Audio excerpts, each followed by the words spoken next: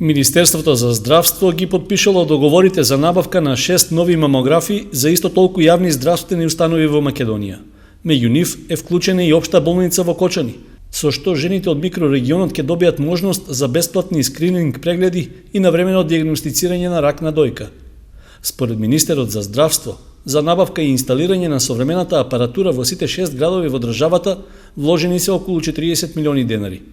Во некои од градовите мамографи имало, но биле застарени и надвор од употреба, а во други пак за прв пат ќе се донесат такви уреди. Во болниците во Кавадарци и Кочани за прв пат се воведе ваков тип на дијагностика, а во Штипската, Кумановската и Прилепската болница вакви апарати имало и претходно, но веќе се стари, дотраени и со почести кварови.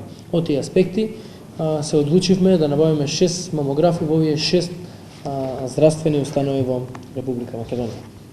Со набавката на овие апарати ќе се овозможи скрининг прегледите да се изведуваат на повеќе локации во државата, поблиску до женската популација, а со тоа ќе има и брзо и навремено делување кај оние лица или пациентки кај кои е забележана определена промена.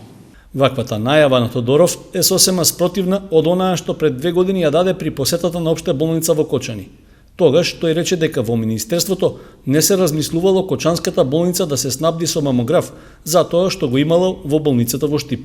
Од она што можам да го забележам сега е дека согласно системот за електронско закажување, во Штип мамографот се чекат не повеќе од 3 дена и има околу 15, минимум 15 снимања дневно.